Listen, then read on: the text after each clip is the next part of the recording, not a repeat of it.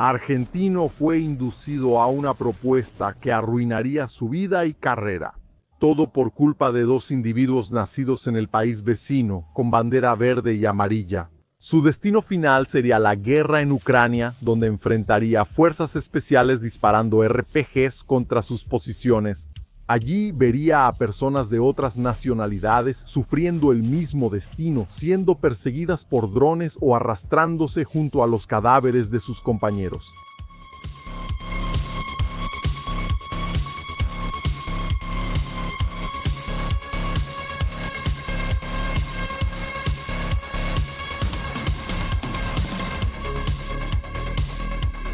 Juan Betiga estaba pasando por un momento difícil en la vida cuando, de repente, su hijo empezó a comunicarse cada vez menos. El nombre del joven era Gianni Dante Betiga, alguien descrito por su madre como un chico que nunca le gustó obedecer ninguna orden. Durante esos momentos tristes, Juan pensó cómo ayudar a su hijo. Pero el desafío sería grande, pues el joven argentino estaba en el frente ucraniano, aparentemente en una de las zonas más peligrosas del continente. Lo peor, la vida del propio Juan dependía de la vida de su hijo. Es una historia cada vez más dramática de un joven que fue a presenciar el infierno en Ucrania. Era fácil para el argentino entender lo que podía pasarle a su hijo. Él tenía noticias de casi 3 decenas de brasileños que habían fallecido luchando a favor de Ucrania. Del lado ruso tampoco faltaban extranjeros en la guerra. Los drones ucranianos los captaban en las trincheras, con sus miradas de arrepentimiento claras frente a las cámaras. Los explosivos estaban listos para eliminarlos. No había compasión para esos soldados que habían venido de lejos por diferentes motivos, para la picadora de carne del Donbass. Cuando los drones empezaban a zumbar, rodeando a su víctima, no había quien no quisiera estar de vuelta en su tierra natal. El corazón del soldado latía con fuerza, pensando en las decisiones que lo llevaron a tomar el Maká y estar frente a esa amenaza, por dinero y una ciudadanía rusa. Y de repente ninguna de esas decisiones importaba ya. En medio del humo y la carne quemada esparcida por el campo, una historia terminaba, muchas otras comenzaban. La oferta llevó al nepalí, sua, africanos, cubanos e incluso brasileños a luchar del lado ruso, llenando sus filas, al punto de incomodar a algunos gobiernos que tenían que atender las súplicas desesperadas de las familias. El joven argentino también se uniría. Gianni tenía 23 años cuando decidió dejar su tierra natal, donde vivía con su padre. Él dejó Ushuaia, en el sur de Argentina, en 2025, situada en el extremo sur de América del Sur, en pleno archipiélago de Tierra del Fuego. Esta ciudad argentina es famosa por ser considerada la puerta de entrada al llamado fin del mundo. Allí, él cursó la primaria y la secundaria en un colegio salesiano y, según su padre, nunca tocó un arma. Ni siquiera le gustaba el paintball, pero una idea empezó a crecer en su mente. Quería ir a Rusia. Él se sentía atraído por el clima frío, como el de Ushuaia, por la tradición ortodoxa y por la idea de vivir una historia, una experiencia diferente.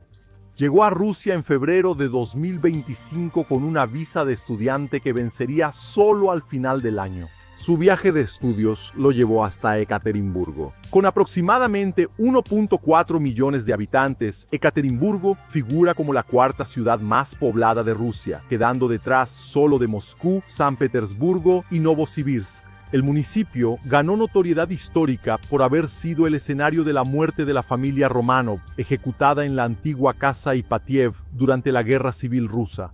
En el lugar donde se encontraba la residencia, posteriormente se erigió la Iglesia de la Sangre, construida en homenaje a los Romanov, después de su canonización por la Iglesia Ortodoxa rusa. Además, alberga importantes centros de conocimiento, incluyendo la Universidad Federal de los Rurales, la Academia Rusa de Ciencias y una gran variedad de institutos dedicados a la investigación y a la formación académica. Parecía el lugar ideal para el joven que deseaba aprender idiomas y estudiar relaciones internacionales y comercio exterior en la universidad. Se encontraba lejos del frente, sin grandes objetivos estratégicos para los drones ucranianos que recientemente habían estado castigando las instalaciones de petróleo y gas en Rusia. Aunque los ataques ucranianos evitaban a los civiles, persistía el riesgo de un disparo impreciso o de fragmentos de interceptaciones que pudieran herir a inocentes. Sin embargo, en el interior del país, Gianni conocía y deseaba un rostro diferente de la guerra. Allí, las noticias solo alardeaban glorias y éxitos de las Fuerzas Armadas. En la propaganda estatal, ningún ruso moría excepto como héroe, algo previsible en una nación donde criticar al ejército era un delito. La realidad, sin embargo, era que incluso ante victorias reales, miles perecían en el campo de batalla. No se decía nada sobre los soldados desesperados que buscaban refugio detrás de árboles secos para evitar el destino de los cadáveres carbonizados a su alrededor. El pánico cesaba solo para dar lugar a los gemidos después del impacto de un dron kamikaze. No importaba dónde intentaran esconderse, los drones de reconocimiento los encontraban, delatándolos sádicamente para la carga explosiva que vendría después. A los muertos solo les quedaban medallas, siempre y cuando alguien confirmara su final. A los sobrevivientes solo les quedaba arrastrarse sin dignidad entre los cuerpos de sus compañeros, ansiando llegar a cualquier punto donde pudieran ser rescatados. Hasta entonces, sentiría en las manos y las rodillas la tierra fría, llena de sangre. Sentiría el olor pútrido de los cadáveres muy de cerca, a la altura de la nariz. Vería a los gusanos comiéndose la carne de conocidos destrozados. Pero, para Gianni, esas noticias prácticamente no llegaban dentro de Rusia. A menos que buscara mucho, parecía que todo iba bien. Se dedicó a los estudios del idioma, obteniendo un resultado de 74% en un examen de competencia en julio. Un segundo examen estaba programado para noviembre, etapa necesaria para su inscripción en la licenciatura en Comercio Exterior. El problema era la fecha del segundo examen, que coincidía con el fin del vicio del argentino. Eso empezó a preocupar a Gianni cada vez más, hasta el momento en que durante una visita al museo fue abordado por reclutadores. En ese punto, la historia se vuelve confusa. Pero, al parecer, había 2 brasileños involucrados que insistieron para que el argentino firmara el contrato. Sería bueno para él. Formar parte de las Fuerzas Armadas le permitiría recibir un salario mensual y obtener un permiso de residencia. El problema de la visa estaría resuelto. Los brasileños le habían dado la solución. Y ni siquiera tendría que esforzarse mucho. Era una cuestión delicada. Ya había brasileños luchando del lado ruso. Algunos todavía enfrentaban el desafío con valentía y dedicación, pero otros ya habían fallecido. Todavía había quienes llevaban las marcas de haber sido engañados por una pareja de compatriotas que los robó después de que firmaron los contratos. Pero Gianni tal vez no supiera nada de eso. Mal asesorado, solo logró entender parte de lo que decía el contrato. Él solo insistió en decir que no quería formar parte del ejército ruso, solo quería un trabajo tranquilo en el área administrativa. Los brasileños lo asesoraron diciéndole que todo saldría bien. Firmó el contrato de 2 páginas en ruso. Parecía que todo estaba bien, todo bien, listo para el caos y la desesperación en la vida del argentino.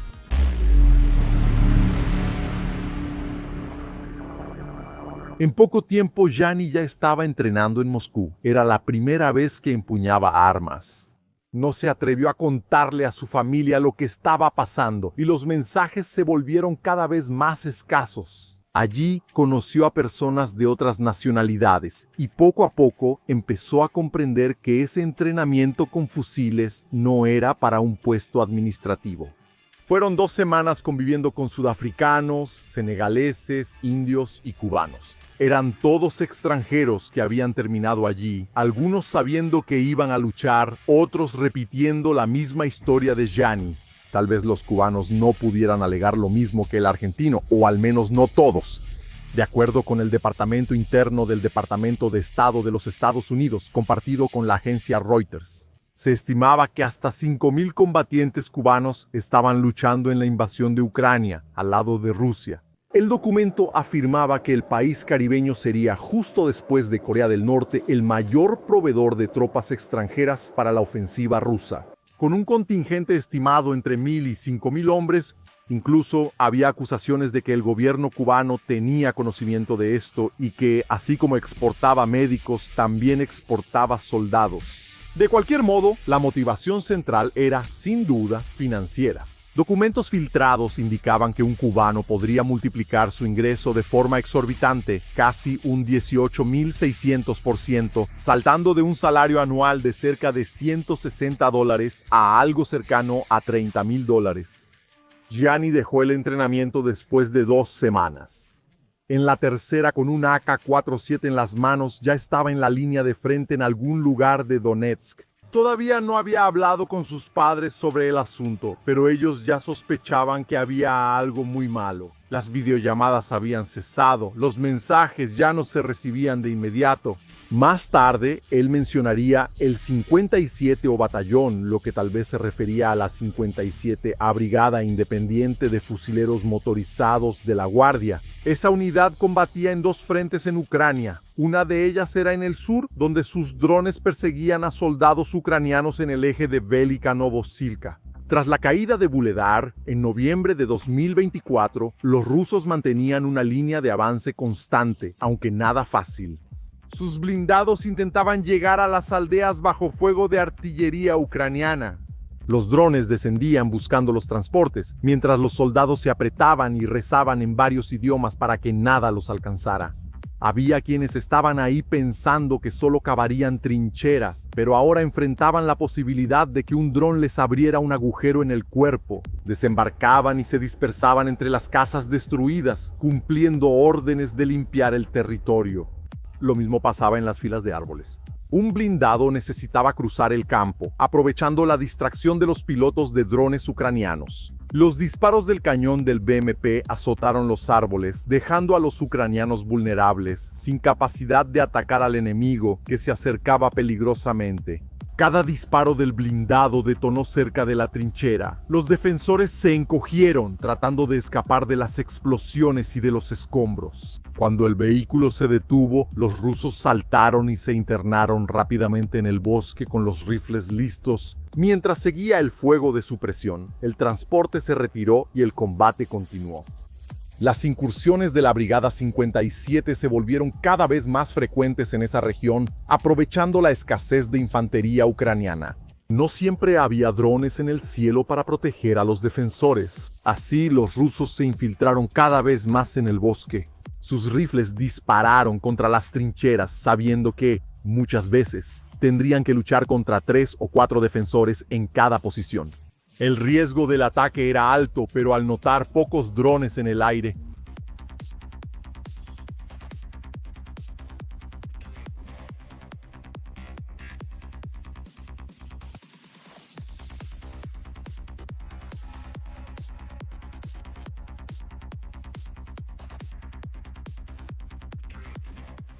los rusos pronto traían refuerzos para aumentar la intensidad del asalto. Las explosiones tumbaban árboles y los disparos a los hombres. Los rusos continuaron con los asaltos, lanzando granadas mientras hubiera sospecha de vida en las trincheras. Con cada posición tomada, se acercaban a otro pueblo. Así, las banderas fueron siendo izadas en la región sur de Donetsk y en la frontera con Zaporilla. Había muchas banderas alzadas. Parecía que, entre tantas victorias, solo reinaba la felicidad en las fuerzas armadas rusas. En cada pueblo conquistado, los drones grabaron a hombres sonrientes mostrando los colores de su país. Por supuesto, ningún cadáver ruso aparecía en las grabaciones. Eso no era bueno para la propaganda, mucho menos para que los tontos fanatizados pudieran entender el costo de la guerra. ¿Y cuántos morían para que una aldea de 100 o 1000 habitantes fuera tomada? Odradny tenía menos de 100 habitantes. Voskresenka apenas tenía 500 residentes antes de la invasión. Incluso Velika-Novosilka, uno de los bastiones locales, era una ciudad de poco más de 5000 habitantes. Obviamente era importante que los rusos tuvieran sus victorias, pero muchas veces más soldados se perdían en esos combates que los habitantes de esos pueblos. Gianni lo comprendió muy temprano. Los drones de la 110ª Brigada Mecanizada de Ucrania se lanzaron contra los rusos, que eran destrozados por el impacto, carbonizando a hombres que ni siquiera habían desembarcado. A veces uno que otro lograba escapar, pero los kamikazes estaban en el cielo esperando para ejercer la venganza ucraniana sobre los soldados de Moscú. Incluso aquellos que buscaban refugio en las casas de las aldeas tenían huesos y carne triturados por las explosiones, y sus gemidos desaparecían poco a poco bajo los escombros. Drones bombarderos vigilaban las construcciones. Algunos de esos instrumentos mortales eran pesados, capaces de cargar múltiples explosivos, lanzados sobre los contratistas de Putin. Cada caída significaba muerte o heridas permanentes. A veces, drones pesados como el Babiaga llevaban una carga tan potente que podía detonar un tanque de guerra. Al impactar las casas, la onda expansiva rompió techos y se expandió en todas direcciones, derribando paredes y lanzando a los osos al suelo. Gianni aprendió lo seductora que era la propaganda, pero la realidad era diferente. Entre videos de asaltos exitosos, se escondían imágenes de largas columnas mecanizadas siendo golpeadas repetidamente por drones y artillería. El humo engullía los blindados de la vanguardia mientras el fuego lamía los uniformes de los soldados. Poco a poco, la carretera se llenaba de carcasas de acero, deteniendo el avance. Los que venían detrás siguiendo órdenes terminaron teniendo el mismo destino.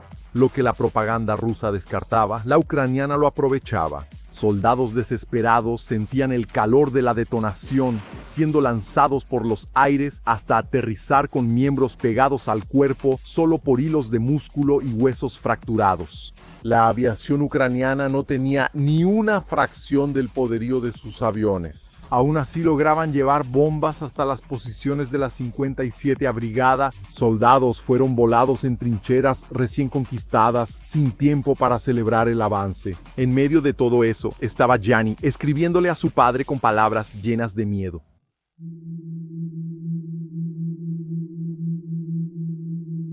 El padre leyó el mensaje en su celular. Buenos días, papá. Estoy en el frente de batalla. Nos enviaron 1 hora después de ese último mensaje que te mandé. Quiero volver a Argentina, pase lo que pase. Ya no me interesa este país. Por favor, hagan algo para sacarme de aquí. Te amo, papá Pinole. Tengo miedo de morir, porque es un instante y listo, pero sí tengo miedo de perder un brazo, una pierna. Eso heló el espíritu de Juan Betiga, desesperándose al saber dónde estaba su hijo. Las trincheras no eran nada como en los entrenamientos de los rusos. Dormía entre ratas, sintiendo el mal olor de la trinchera y escuchando a la gente hablar en otros idiomas sobre la situación en la que vivían. Algunos estaban resignados, otros se quejaban y querían desesperadamente regresar a su país. La situación en la línea del frente era tensa. Incluso fuerzas especiales ucranianas intentaban frenar el avance de la 57ª Brigada rusa. Estos operadores recorrieron las trincheras, preparando sus armas para bombardear a los rusos que intentaban avanzar entre los árboles. Los disparos de lanzagranadas propulsado por cohete 7 formaron parte del repertorio, propulsando las granadas hasta 500 metros. La ola de destrucción era corta, pero generaba suficientes fragmentos para herir a quien estuviera cerca. El PSRL-1, una copia estadounidense del lanzagranadas propulsado por cohete 7, también estaba en el arsenal de las fuerzas especiales estadounidenses. Ellos estaban usando lo que fuera necesario para intentar volar a los rusos. Detener ese avance no era nada fácil. Los soldados apretaron el gatillo, vieron la munición volar y se prepararon aún más para seguir azotando a los rusos. No fue fácil para los ucranianos intentar detener ese avance. Los bombardeos rusos fueron terribles y continuos. Por la noche, las detonaciones arrasaron el campo de batalla en busca de vidas ucranianas.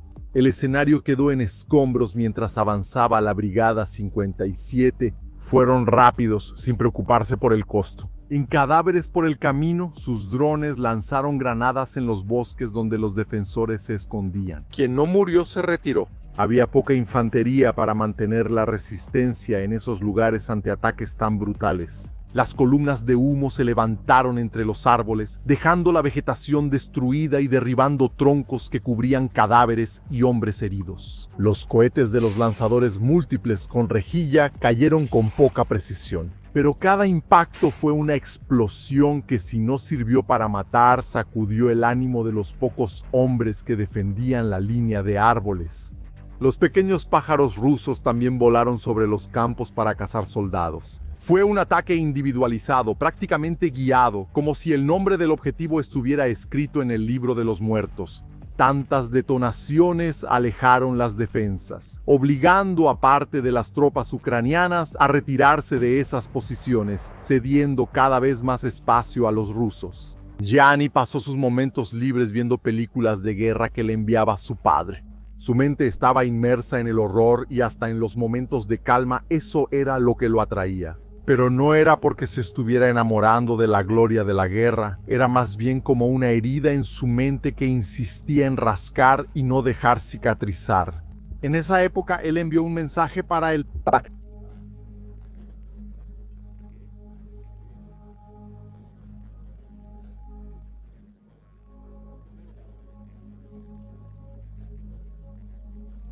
había... verdad en eso, como decían los iraquíes que estaban luchando. Muchos hermanos murieron. No, eso está mal. Ahí, maldición, sigues viviendo, Storma y la infantería, y ahí todo está mal. Sí, mi amigo, él firmó un contrato y después. Durante un avance, Gianni vivió el infierno cuando los blindados empezaron a explotar bajo el ataque de los drones ucranianos. Los vehículos resistieron por unos instantes, pero los pájaros venían a una velocidad implacable en secuencia, detonando las defensas hasta inmovilizar por completo el convoy ruso.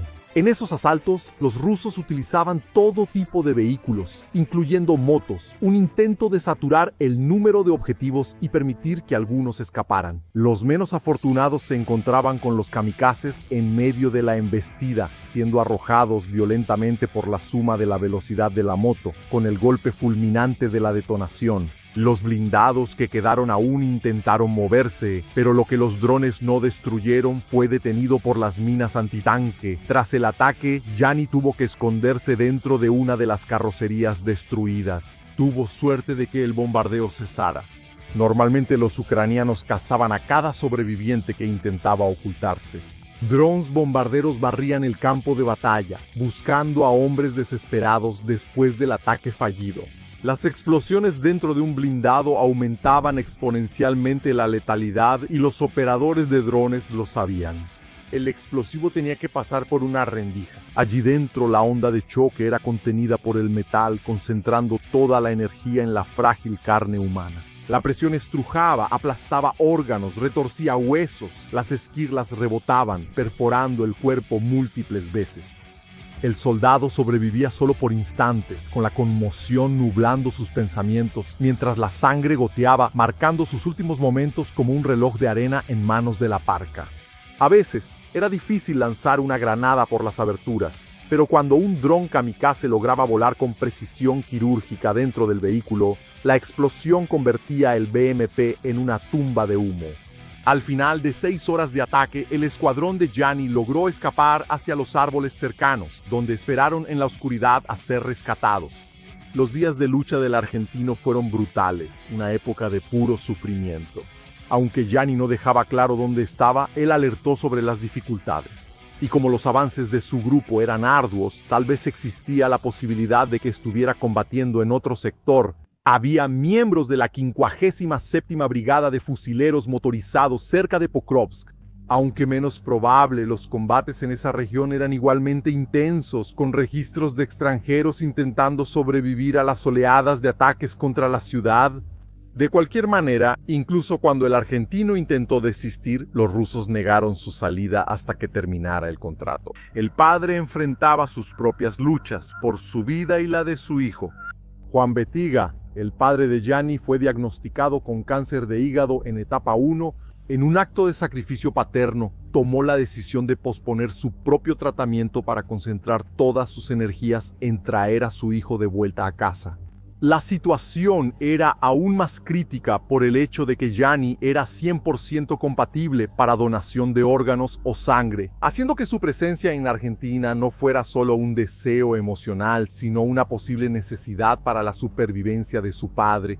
Juan apeló al ministro de Defensa de Rusia y a las embajadas rusa y argentina para obtener la liberación de su hijo. Pero las respuestas eran lentas y poco concluyentes. La movilización política en Argentina, incluyendo el apoyo de una senadora y del gobernador de Tierra del Fuego, buscaba reforzar la presión para una solución. En medio de tantos que sufrían en una guerra, Gianni tenía la suerte de seguir vivo. La muerte era la única recompensa para tantos que se habían unido al conflicto, supieran o no cuál era el caos mortal en el que se habían metido.